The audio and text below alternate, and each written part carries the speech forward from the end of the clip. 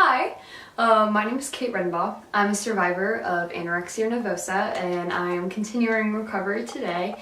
I was diagnosed in November of 2016 and after that I spent 4.5 months in residential and inpatient treatment in various hospitals across the nation until I was well enough to come home. I had a fixation with food, still have struggle with a fixation with food.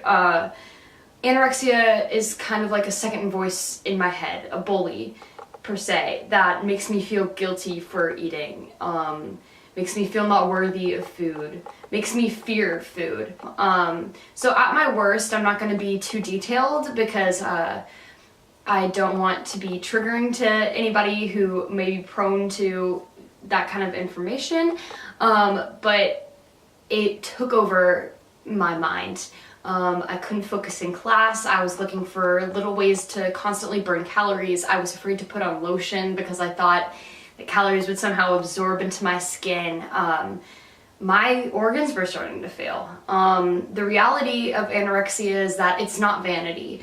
Okay, so my name is Catherine George and I'm a teacher here at New Hanover, and I struggled with food and eating and body image throughout a lot of my life, but specifically the last portion of college.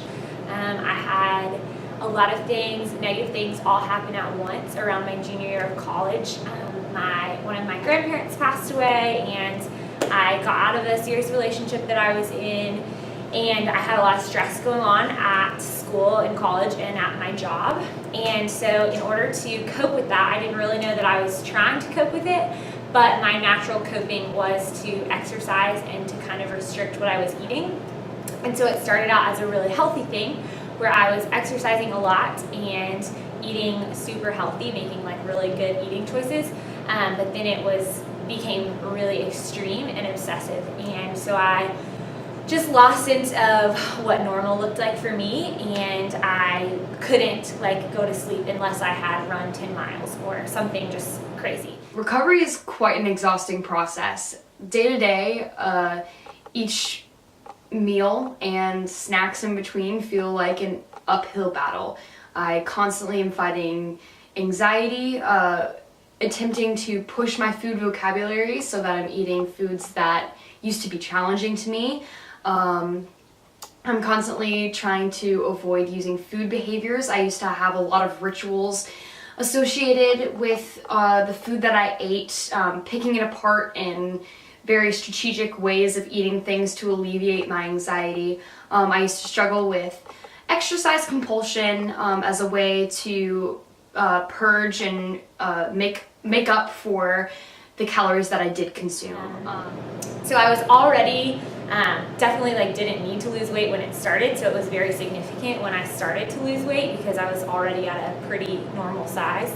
And so my dad was actually the first one to notice that I was just really drastically my body was drastically changing to the point of not being healthy at all.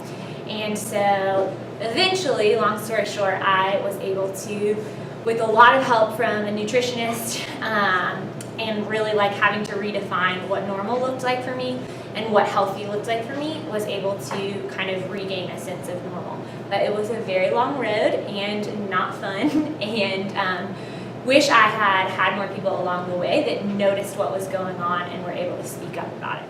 So if I was suspecting that I had a problem, or if you maybe suspected that you have a problem, the most influential thing that I did, well, my dad actually made me go. He made an appointment for me.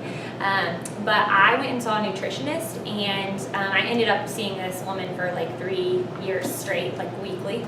But when you go see a nutritionist, if you're in an area or a place of mind like this, they will kind of break down what your food intake is and what your exercise regimens are, and then they'll basically put that side by side with what a healthy lifestyle for your body type would be, and you can kind of see once they kind of put it in perspective, oh my gosh, I've been treating my body really terribly or whatever. So a nutritionist was my biggest ally for sure. And my digestive system doesn't work effectively.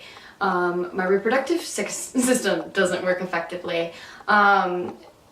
My sleep cycle has been thrown off. My bone health is affected. My hair and nails are still brittle. I still experience extreme cold and lack temperature regulation. My metabolism is still extremely fast, and I have to eat a lot of calories to keep up with all the activities that I do. So that's the reality of recovery with anorexia. It's a very difficult process, especially struggling to find self-love.